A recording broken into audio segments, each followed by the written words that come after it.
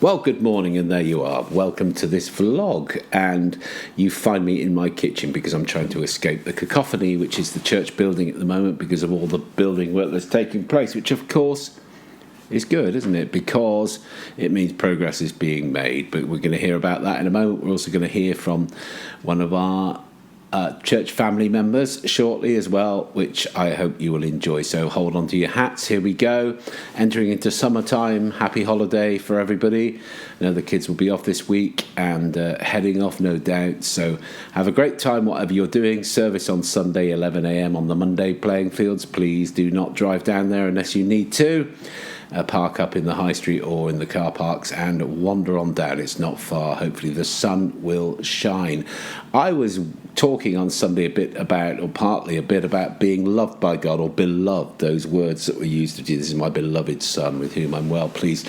And Jenny and I were out for a bit of a wander on Monday, and as we do often, and we were talking about somebody called Adam Peaty. It's Olympic time and all the rest of it, and he's one of our greatest ever athletes. I'm sure you will know who I'm talking about. He's been amazing. Kind of a bit of a niche sport, no doubt about it. Sprint breaststroke, and some of you will remember David Wilkie and what's his name? The bald-headed bloke, Duncan somebody, or someone will tell me. Please tell me who that is. Guy who's got the haircut a bit like mine. One of those. But Adam Peaty has been on his own. Some say he's the greatest ever athlete in that particular discipline. Incredible. He would make the rest of the field look like children. But he's had a very difficult period in his life. His marriage sadly failed. He struggled with alcohol abuse and other things too. I think he came to a really dark place, and he's found some sort of recovery, which sounds good. He'll be competing this year and doing well. And he's returned to his faith, which sounds really good. He's got into gardening, which is good too, and the doctors have helped him also. So all of those things sound really positive. But what really struck me was that despite his absolute incredible achievements, top of the field in every way, he had this deep sense of incompleteness and unlovedness, and it just really emphasised to me about achievement and whatever it is, whether we look great or don't think we look great, whether we've achieved a lot, whether we've got lots of money and success. All of those things don't seem to make much difference to that deep need that we have to be loved. Only the love of God, I would say, is the real answer to that. And we know the love of God in Christ Jesus is towards all of us. And I just want to say to you this morning, you're beloved. You're loved by God. Henri Nouwen, in that beautiful book, Life of the Beloved, said that's the core truth about our existence, that we are beloved. And you are beloved of God in Jesus Christ. So dig deeply into that well this week and today as you watch our vlog, and may God bless you in every way. Enjoy. So we say hello to Chris. Hi. Hi, this is Chris. So when did you first come to the church, Chris? When did you first come? We moved into Thornbury in July, maybe August 1964. So it's 60 years since we started coming to the church, Mel and I. My word. And then later in that year, there were three of us, Hazel, our daughter. Yeah, who I know, Hazel. Yes. And tell us a little bit about how Thornbury's changed in that time. Oh, Thornbury's changed a tremendous amount. We lived in Maple Avenue at that time, and not many of the new estates, such as Charles Close, several of the ones off Morton Way, like where the Tubbies live and people like that, none of that was there. It was all open ground, belonging to the Gray family mainly. Oh, well, there you go. Yeah. And what about the church? The church has changed tremendously. It was very formal when we first came. There being about, it was in the old building, of course, then. And there was one small hall. We used to, of course, meet morning and evening and Sunday school in the afternoon. And Mel very quickly got seconded into one of the groups to help with Sunday school. I didn't get stuck in that work until my children had grown. Andrew was born in 1966, so yes. Yeah.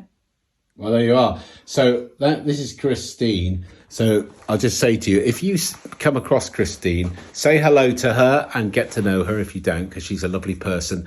And just to say that Chris and her husband Mel led the Sunday school children's work for years and years and years and invested massively in the church. So we're really thankful for them.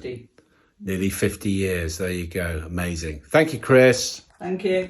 So, David, just give us a kind of state of the union, if you like. You know, the State of the Union. American presidents do, but you kind of state of the project. We've got Where are we at? we've got a new vice president coming, and not sure they're going to take over. I think probably. Okay. So where are we at?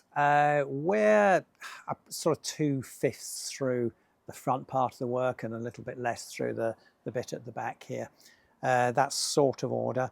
Most of the demolition is now done, which is great. We're beginning to see things being framed up and the future shape taking place, which is nice because you can translate the drawings into reality now. So that's good.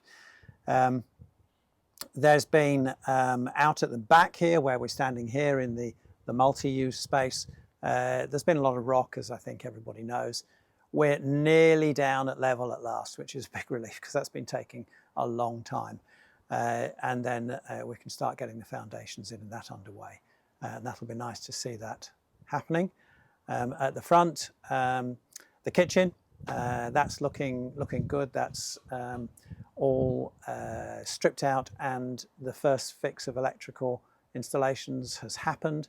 And we're coordinating with our kitchen supplier to make sure all those details get installed exactly correctly. So that's all good. The foyer is coming on. We've got some big structural steel work in, which I think you saw in the last week's video. We're looking in detail about the architectural metalwork for the new screens in the foyer. At the front, the entrance ramps are being reconfigured and worked on. Some of the brickwork's taken down, new brickwork will come up, ramps made just a little bit easier, a little bit smoother in grade, and corners a little bit easier. Not dramatically changed, but just refining.